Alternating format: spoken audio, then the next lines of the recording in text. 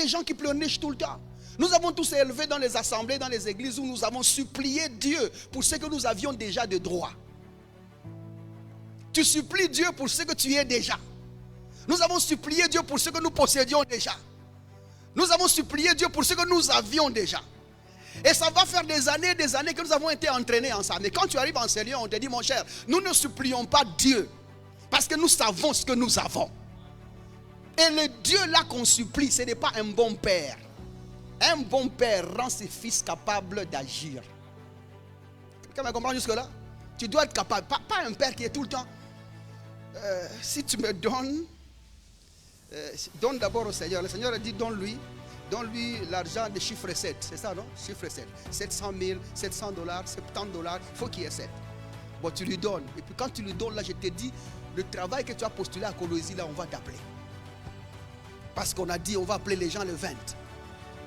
Toi aussi, tu dis, c'est ce qu'à l'église, on a dit, non? Tu te débrouilles, tu trouves 70 $, 700 $, tu amènes. Et puis tu commences à regarder. Là, tu es tout le temps à l'église. Vous voyez comment est-ce que les gens sont dans les faux espoirs. Maintenant, là, ce n'est pas ce que tu sais qui agit. Mais ce que tu as donné, que tu attends que ça agisse. Vous comprenez? Donc tu es là, tu dis, aussi longtemps que tu as pris mon argent, ça va passer. L'homme de Dieu, je lui fais confiance. Non, papa, il a dit, comme pasteur a dit, ça va se faire comme ça. Le 20, on n'appelle pas. Le 21, on n'appelle pas. Là, tu as le courage et en même temps la peur. Parce que le courage que Dieu va répondre et la peur parce que tu as peur qu'on t'annonce qu'on ne t'a pas appelé. Seigneur, je te bénis parce que tu ne changes pas. Tu ne changes pas, il doit y avoir une réponse. Tu ne changes pas, ils vont m'appeler. Le 25, le 30, et tu as prime que les gens avec lesquels tu as postulé là, ils ont déjà commencé à travailler. Mais là, tu ne sais pas rentrer à l'homme de Dieu pour lui poser la question. Là, tu temporises d'abord. Tu dis, Seigneur, ils vont m'appeler. Tu ne peux pas échouer.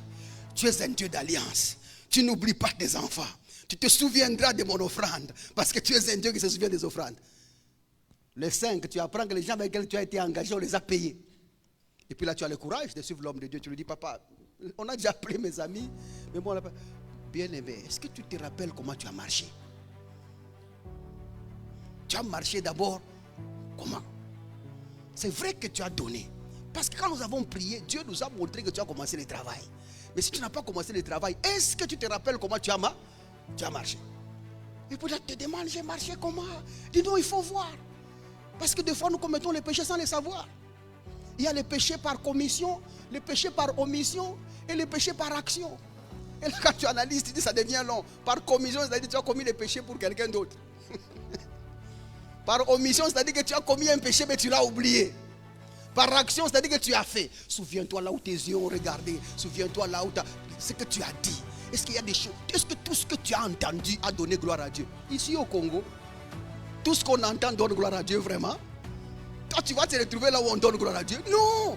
Tout ce qu'on entend au Congo ne donne pas gloire à Dieu parce que chaque jour, partout où tu seras, il y a soit des gens qui maudissent ton pays, il y a soit des gens qui parlent du mal du président, il y a soit des gens qui parlent du mal de vos dirigeants, il y a ceux qui critiquent le prix des maïs, il y a ceux qui critiquent le prix. Nos oreilles écoutent les mauvaises choses. Si Dieu va nous priver une réponse à cause de ce que nous entendons là, nous sommes voués à l'échec. C'est fini, c'est notre mort. Mais vous savez, la bonne nouvelle, c'est quoi? La Bible dit, si quelqu'un désire la sagesse, qu'il demande à Dieu, qui lui, là, Dieu donne sans reproche. Ce qui veut dire que lorsqu'il y a une certaine requête adressée à Dieu, Dieu ne donne pas avec reproche. Dieu ne reproche personne quand il s'agit de donner. C'est comme ça que Dieu qui ne donne pas des choses a donné une seule chose sans reproche. Jésus qui nous sort de reproche. Parce que les grâces excellentes et le don parfait viennent de Dieu. Et ce don-là, c'est Jésus-Christ. Cette grâce excellente, c'est Jésus-Christ. Nous l'avons tous reçu de la même manière, au même moment, de la même façon. Quelqu'un me comprend jusque-là? Si Dieu n'est pas en Christ, ce type-là ne donne pas des choses. Vous êtes avec moi jusque-là? Le Dieu qui n'est pas en Christ, il trouve toujours une raison. Et tu ne le gagneras pas. C'est comme l'autre là, l'homme de Dieu là. D'ailleurs, c'était moi. On était encore un peu plus jeune là, on priait. Et on arrive chez l'homme de Dieu. Je me rappelle, je crois que c'était mon frère qui était malade ou quelque chose comme ça. Quand on arrive là-bas, l'homme de Dieu nous dit, Dieu a déjà accepté de guérir cet enfant. Mais ce qui bloque sa guérison, c'est les rêves qu'il voit. Bon, vous allez commander que les jeunes frères commencent à rêver autre chose. Quand on demande aux jeunes frères, tu rêves quoi? Il dit non, je rêve, mais je ne me rappelle pas de ce que je rêve. Donc Dieu refuse de guérir un enfant pour des rêves qu'il ne se rappelle pas. Nous avons Jésus. Et nous connaissons ce qu'il a fait pour nous. Ce n'est pas un Dieu de promesses. C'est un Dieu qui les a accomplis. Dieu ne promet rien à personne. Dieu a déjà tout donné aux gens. Et il te donne les capacités de faire ce qu'il faut pour entrer dans tes promesses. Pour trouver ce qu'il y a. Quelqu'un me comprend jusque-là? Dieu n'a promis rien à paix. Et je sais que beaucoup de gens ici, Dieu les a promis des millions de trucs comme ça. Déconnecte-toi de ça. Ça te met sous pression pour rien. Dieu ne promet rien à personne. Toutes les promesses sont oui et amen en Jésus-Christ. Le jour où tu as reçu Jésus-Christ comme Seigneur et Sauveur, Dieu a accompli toutes ces promesses. Et il ne te doit plus rien. Alors joue ton rôle. Fais ce qu'il faut faire. Exerce la puissance qui est en toi. Exerce le pouvoir qui est en toi. Et obtiens ce que tu cherches au nom de Jésus-Christ. Je parle bien juste avec moi jusque-là.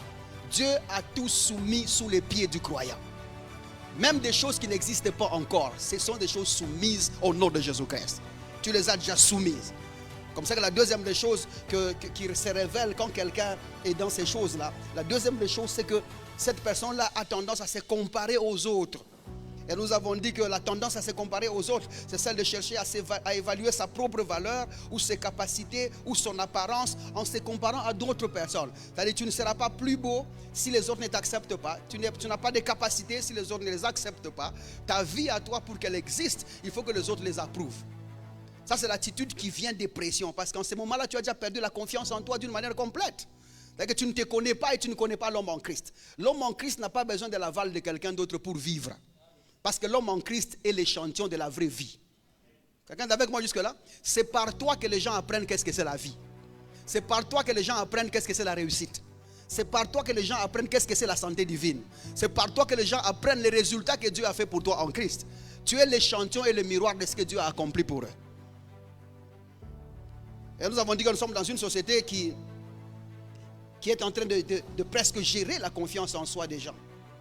Et tous les jours, elle nous éloigne de cet homme en Christ. Parce que nous perdons la confiance en nous-mêmes. Et nous nous éloignons de cet homme en Christ. Parce que la société dans laquelle nous sommes a déjà créé un climat de comparaison qui cherche à valoriser les gens d'une manière excessive. Aujourd'hui, tout le monde regarde à la réussite, par exemple. La réussite est très importante dans la vie. Tu es quelqu'un parce que tu as réussi quelque part. Et tu n'es rien parce que tu n'as pas réussi. Vous savez, ne t'inquiète pas. La réussite, c'est quelque chose qui est dans notre ADN d'enfant de Dieu. Et j'aimerais dire une chose. Nous ne nous inquiétons pas sur la réussite parce que chez nous, même mourir est une forme de victoire.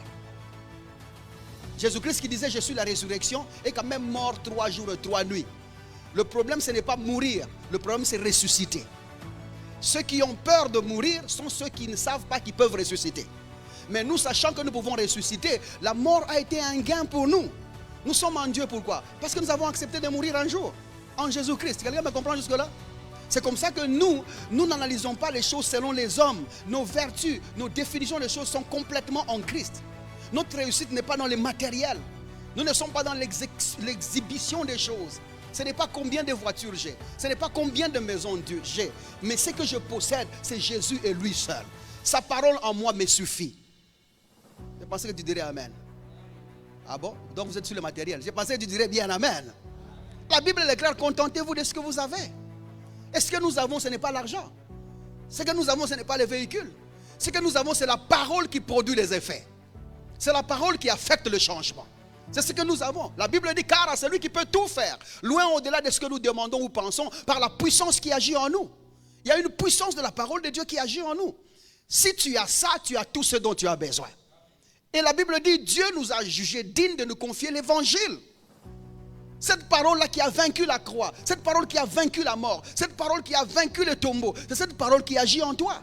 Donc si tu l'exerces sur n'importe quelle situation, tu es donc plus riche que tout le monde. La grande richesse, c'est celle-là. Et la Bible nous demande de nous contenter de ce que nous avons. 1 Timothée chapitre 6, verset 6, la Bible dit, il faut vivre dans le contentement. Ça, c'est un verset que les gens doivent lire tous les jours. Accepter de vivre dans le contentement. Le contentement ne veut pas dire vivre dans la médiocrité. Le contentement ne veut pas dire vivre dans la souffrance. Le contentement, c'est apprécier ce que vous avez. Apprends à apprécier ce que tu as. Et ça va t'empêcher de te comparer aux autres. Nous sommes dans une société qui mesure les richesses. Tout le monde a besoin de posséder quelque chose. Et nous avons même confondu les richesses aux bénédictions. Qu'au point où même nos églises ont dit, ceux qui sont pauvres sont ceux qui ne sont pas acceptés de Dieu. Si tu es béni de Dieu, tu dois nécessairement être riche. Est-ce que c'est vrai? Non. Dieu ne nous mesure pas. L'acceptation devant Dieu n'est pas mesurée sur combien nous possédons. À ce moment-là, Dieu, ça c'est un Dieu qui comprend le matériel. Les choses du monde sont aux hommes. Vous êtes avec moi jusque-là? Tu n'as même pas besoin de Jésus-Christ pour réussir un commerce. Tu n'as pas besoin de Dieu pour avoir l'argent. Parce qu'il y a des gens qui insultent Dieu tous les jours, qui sont même les hommes les plus riches du monde. Vous ne les connaissez pas. C'est-à-dire que les choses du monde ne dépendent pas de ces choses-là. Ce qui est plus important, c'est avoir Jésus-Christ dans sa vie. Et avoir la parole de Dieu dans sa vie. Nous sommes dans une...